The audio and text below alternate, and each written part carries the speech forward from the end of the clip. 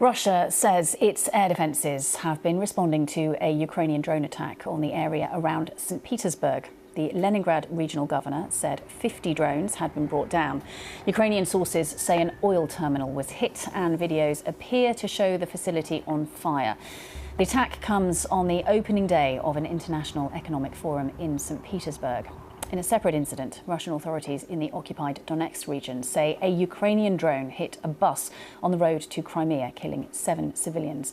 Ukrainian government's Centre for Combating Disinformation has accused Russia of creating a parallel reality with propaganda. Well, our Russia editor Steve Rosenberg is in St. Petersburg and has sent this update. Well, the black smoke you can see behind me is the result of an overnight drone attack, a suspected Ukrainian drone attack on the St. Petersburg area. Last night, the governor of Leningrad region, just outside the city of St. Petersburg, issued an air raid warning. This morning, he announced that more than 50 drones had been shot down.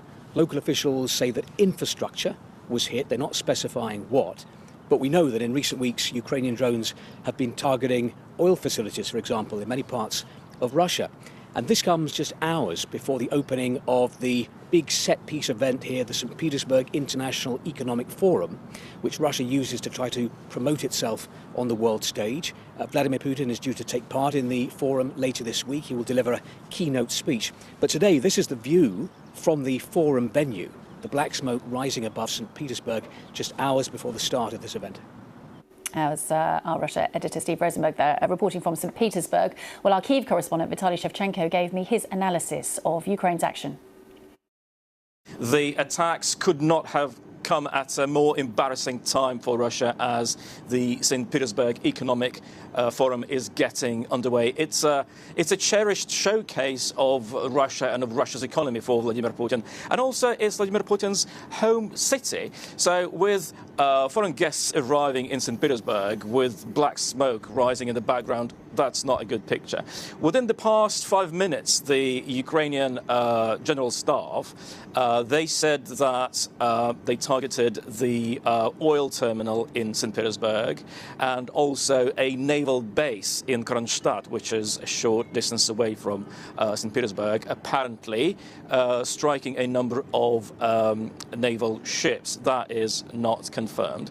Earlier today, Volodymyr Zelensky, the Ukrainian president, issued a statement calling the strikes long-distance sanctions against Russia, which he said have yielded positive results. He also said in a statement last night that Ukraine is running out of missiles to intercept Russian air attacks. So this is a message from Ukraine to Russia and the world. We can strike you, but we need ways of defending ourselves. And of course, Vitaly, it comes a day after you were reporting about massive Russian strikes on Kyiv and other cities around Ukraine, which killed and injured many dozens of people.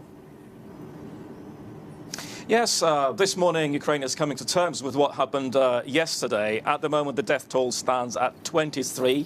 Most of those fatalities are in the central Ukrainian city of Dnipro. Most of those people were killed in their homes. There's a 4-story apartment block, an elongated building in Dnipro with the top floor completely missing after Russian attacks. That's where a lot of those fatalities happened. Here in Kyiv, a number of residential buildings were also affected by the strikes. 7 people have been confirmed dead in the Ukrainian capital. Russia says that it's only targeting military installations, but we visited a number of locations in Kyiv yesterday and we saw a lot of civilians affected by those strikes. That was Vitaly Shevchenko with the latest from Kyiv.